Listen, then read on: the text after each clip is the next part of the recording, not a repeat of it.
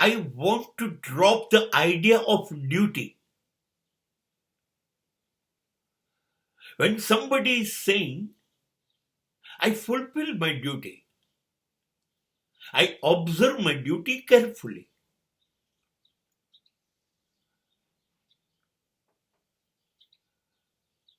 I have some different idea. Don't go for duty.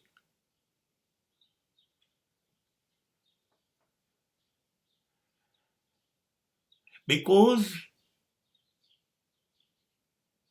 if you are consistently doing your duty,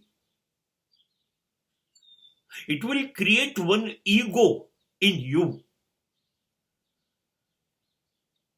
And it will be a boredom after a very long time. Then you will lose your interest to observe your duty.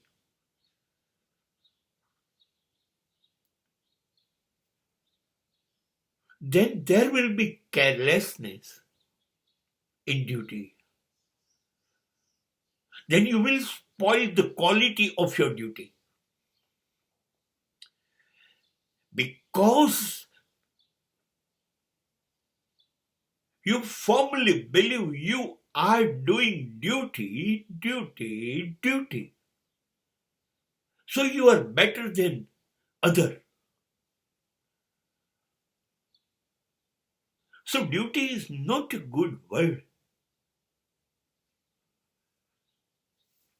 Better way you love your work.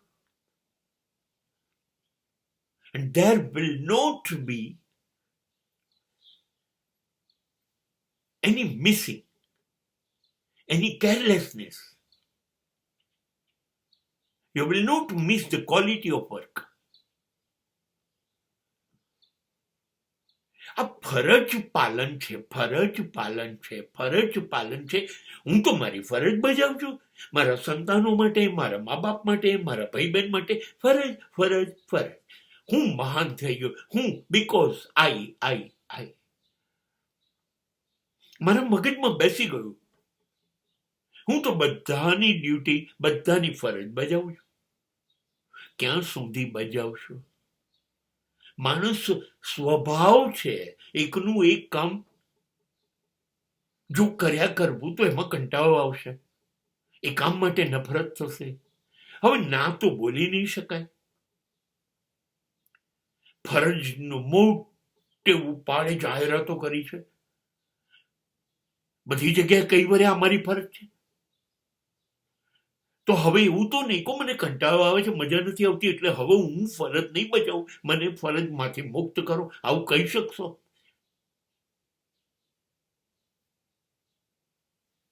દિવસ જશે એમ જે કામ કરો છો ને એમાં વેઠ વાળશો.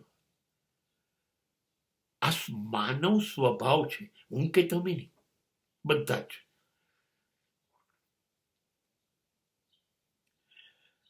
હું મારા મા બાપની ફરજ બજાવું છું.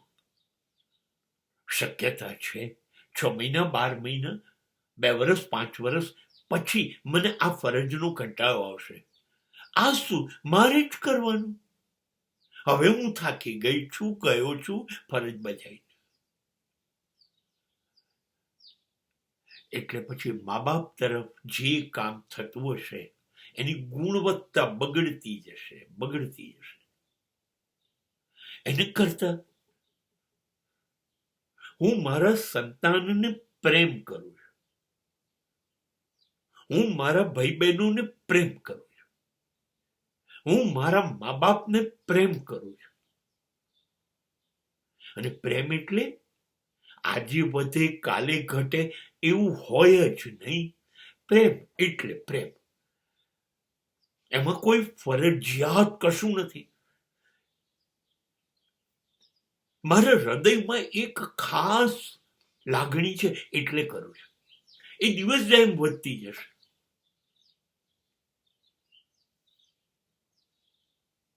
અને જ્યારે પ્રેમ કરીએ છીએ એટલે કામ કરીએ છીએ. તો સામે કશું બદલો તો આપણે ઈચ્છતા જ નથી. મારે કઈ જોઈતું નથી.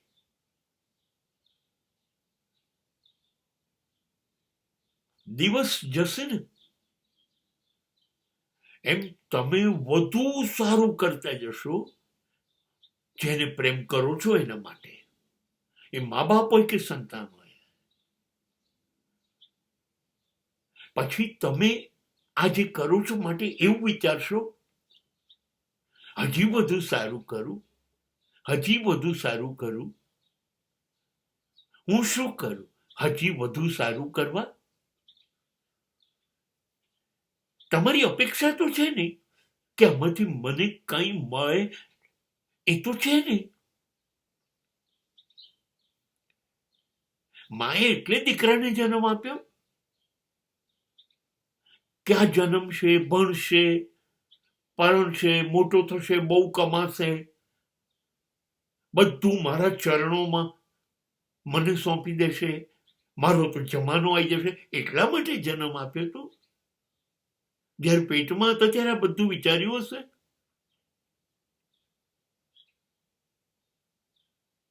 ના.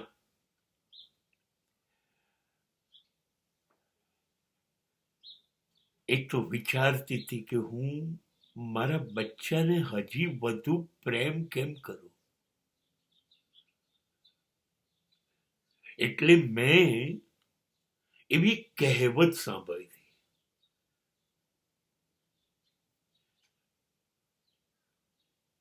કે દીકરો ઓફિસથી આવ્યો કે નહીં, એટલે માનું પહેલું ઉચ્ચારણ એ હોય, બેટા આવી ગયો.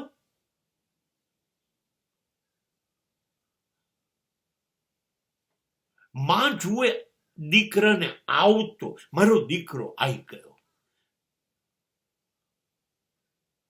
અને કહેવત હતી કે પત્ની પતિને જુએ આવતો એટલે કહેશે કે એ જોશે લાવતો.